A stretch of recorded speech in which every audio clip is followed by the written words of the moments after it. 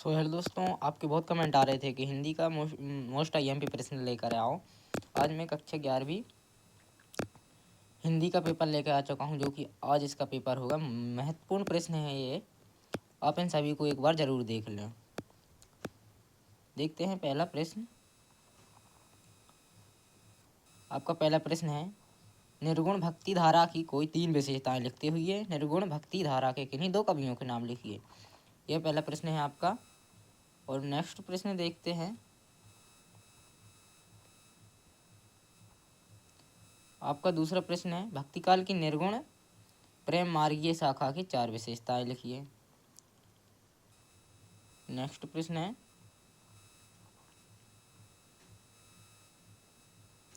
तीसरा प्रश्न है आपका, भक्तिकाल की निर्गुण धारा का परिचय देते हुए ज्ञान मार्गी शाखा के 2 विशेषताएं एवं 2 कवियों के नाम लिखिए।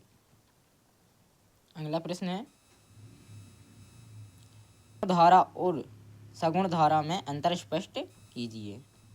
ये आपका एक प्रश्न है। अगले प्रश्न देखते हैं।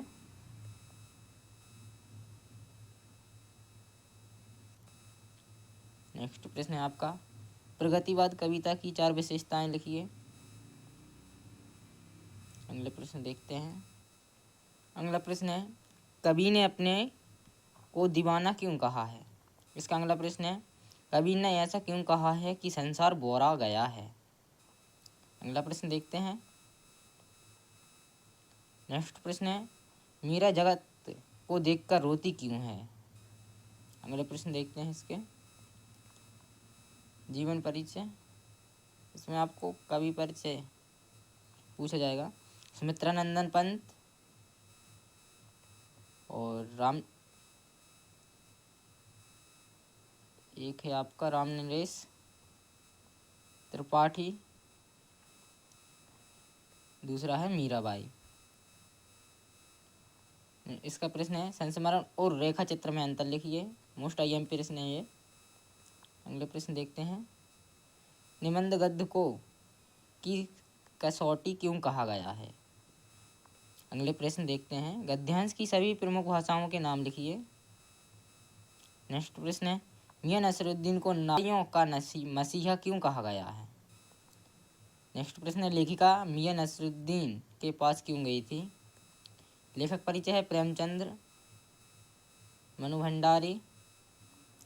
और एक इसमें आपको एप्लीकेशन पूछी जाएगी हिंदी में, अपने मित्र को छोटे भाई के जन्मदिन पर आमंत्रित करने के लिए पत्र भेजिए। और एक है वाद विवाद प्रतियोगिता, प्रथम स्थान प्राप्त करने पर अपने मित्र को बधाई पत्र। एक और है आपका, अपनी सहेली या मित्र को उसके जन्मदिन पर बधाई पत्र भेजिए।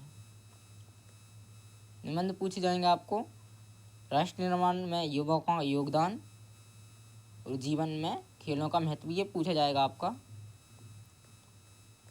इतने ही है ये मोस्ट आईएमपी प्रश्न जो कि आज का त्रैमासिक परीक्षा में पूछे जाएंगे।